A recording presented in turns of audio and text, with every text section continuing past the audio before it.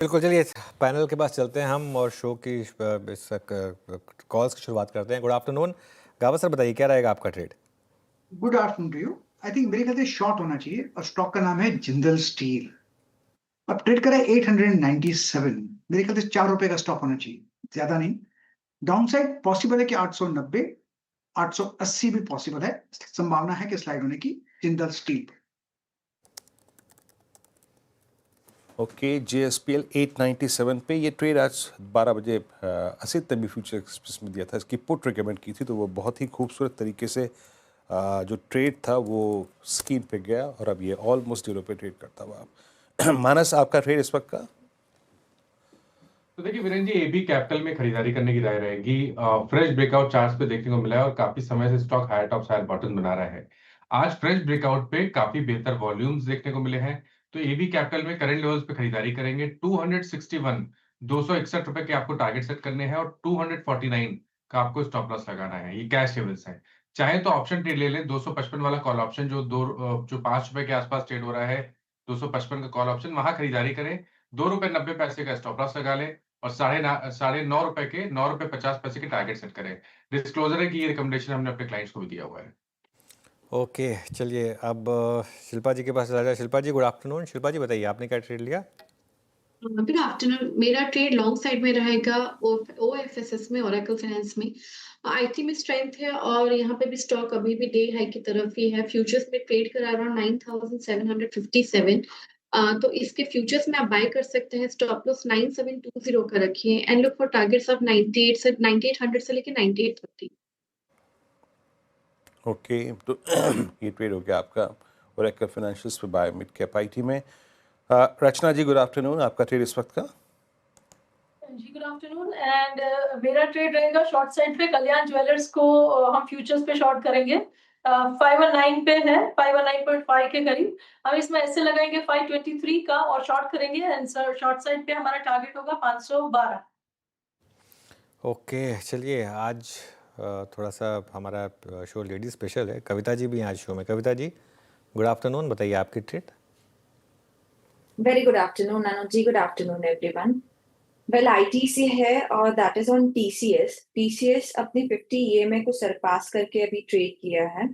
सो 3555, 3570 के price target के लिए TCS पर आप एक बाय ट्रेड ले सकते हैं। स्टॉप लॉस मेंटेन करना चाहिए 3495 का।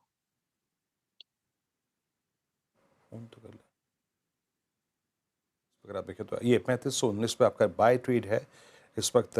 तो यहाँ पे टेक्निकल ट्रेड्स पूरे हो गए। अब मयूरेश जी से बात करते हैं आज के फंडामेंटल कॉल के बारे में। मयूरेश जी, गुड आफ्टरनून, कार्यक्रम में स्वागत है। इस वक्त आईटी एक लीड ले रहा है जियोपॉलिटिकल टेंशंस के बीच में। क्लियरली अगर आप देखें कैपिटल मार्केट थीम, आईटी अच्छा करता हुआ। आपने इस वक्त हाइडिंग स्पेस क्या ढूंढा है जब तक कि ये सारी की सारी स्थिति क्लियर ना हो जाए?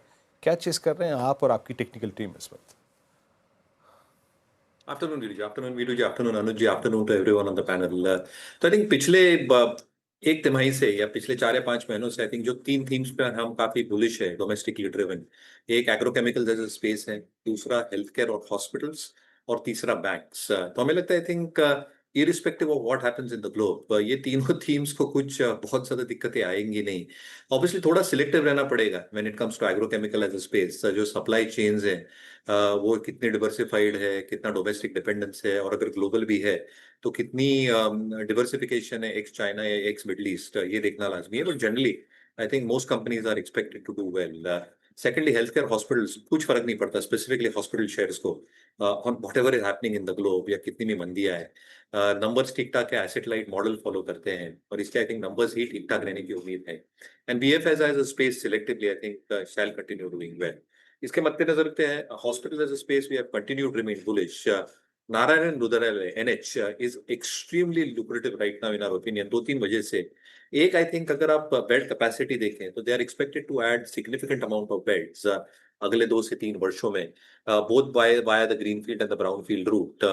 स्पेसिफिकली आप देखें तो जो उनके हॉस्पिटल चेन्स हैं कोलकाता और बेंगलुरु में, जहाँ पे लगभग 1300 से 2250 से 1300 बेड्स ऐड होंगे, और ब्राउनफील्ड जो रायपुर में हो रहा है, उससे जो आरपॉस बढ़ेंगे सिग्निफिकेंटली, जैसे यूटिलाइजेशन लेवल अगले 4 या 5 तिमाहियों में बढ़ेगा, कैन बी सिग्निफिकेंटली बेटर।